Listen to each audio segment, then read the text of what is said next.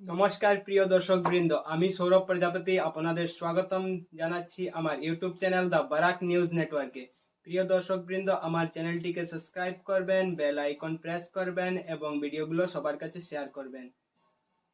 দর্শক বৃন্দ, চলুন এবার গুরুত্বপূর্ণ খবরগুলো শুরু করা যাক। প্রিয় দর্শক বৃন্দ, বরাক জুড়ে রেড অ্যালার্ট জারি করা হয়েছে।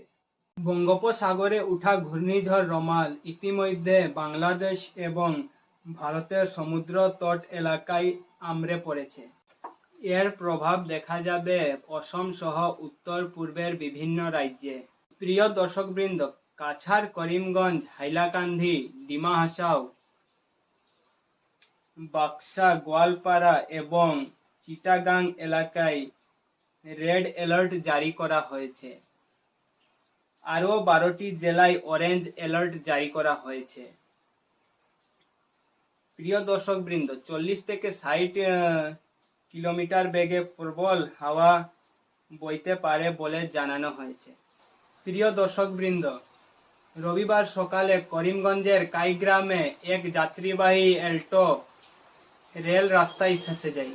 গাড়ির যাত্রীরা সামনে থেকে বিপদ আসতে দেখে গাড়ি থেকে নেমে প্রাণ রক্ষা করে। ততক্ষণে মালবাহী ট্রেন গাড়িটিকে ধাক্কা মেরে প্রায় 200 মিটার পর্যন্ত টেনে নিয়ে যায়।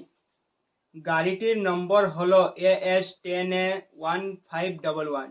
প্রিয় দর্শকবৃন্দ, অসমের শিক্ষামন্ত্রী রনজ পেগুর আদেশে অসম সহ উত্তর পূর্বাঞ্চলের বিভিন্ন রাজ্যে তাপমাত্রা অত্যাধিক বৃদ্ধির কারণে বিদ্যালয়ের সময়গুলোকে বদলে দেওয়া। নিম্ন প্রাথমিক বিদ্যালয়গুলোতে সকাল 7:30 থেকে দুপুর 12:15 পর্যন্ত ক্লাস চলবে।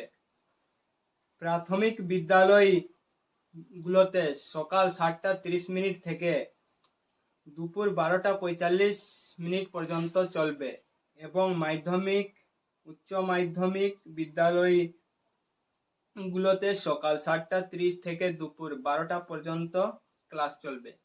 প্রিয় দর্শকবৃন্দ, পাথারকান্দি অসম ত্রিপুরা সীমান্তের কাঁঠালতলির কুতাছড়া এলাকায় আটক করা হয়েছে এক লরি। লরিটি ত্রিপুরা হতে আসামের পথে সেগুন কাঠ নিয়ে আসার সময় আটক করল করিমগঞ্জ জেলার বন বিভাগ। লরিটিকে পাথারকান্দি ফরেস্ট রেঞ্জ কার্যালয়ে সমঝে দেওয়া হয়েছে। প্রিয় দর্শকবৃন্দ, রাস্তা অবরোধ করে প্রতিবাদ করলেন শিলকুড়ি ধরমখাল রোডের জনগণ।